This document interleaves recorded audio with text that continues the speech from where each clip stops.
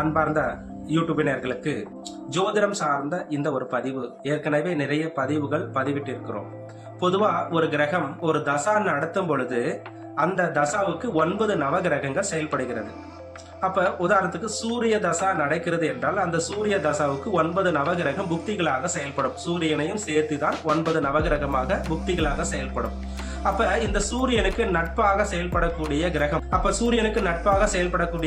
அப்படின்னு பாத்தீங்கன்னா சந்திரன், செவ்வாய், குரு பகவான், இந்த 3 கிரகங்களும் சூரியனுக்கு நட்பாக செயல்பட்டு அந்த ஜாதகருக்கு வலிமையை தருகிறது.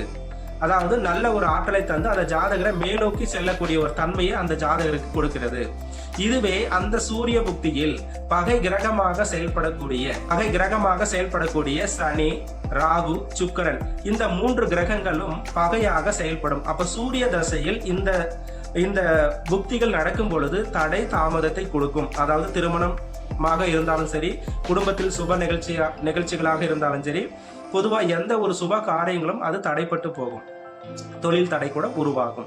அப்ப சனி பகவானுடைய புக்தி நடக்கும்போது கூட மந்தாரங்கள் ஏற்பட்டு குடும்பத்தில் மன சஞ்சலத்தை உண்டு பண்ணும். அப்ப இவ்வாறு இருக்கும் பொழுது அந்த சூரிய தசாவில் இந்த புத்தி நடக்கும் பொழுது பொதுவா அதாவது சனி புத்தி, ராகு புத்தி, சுக்கிர புத்தி நடக்கும் பொழுது அதுக்குண்டான இறை வழிபாடும் குலதெய்வ வழிபாடும் எடுத்துக்கொள்ளும் பொழுது இந்த பிரச்சனையிலிருந்து நாம விடுபடலாம்.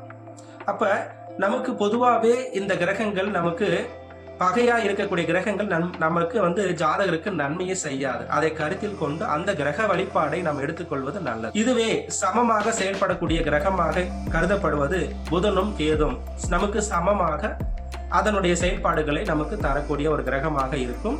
அதே போல் சூரிய தசாவில் நமக்கு பகையாக இருக்கக்கூடிய கிரகம் அப்படின்னு பாத்தீங்கன்னா சுக்கிரன், ராகு, சனி, இந்த 3 புக்திகள் நடக்கும் பொழுது இறை வழிபாடு எடுத்துக்கொள்வது மிக மிக நல்லது. நன்றி.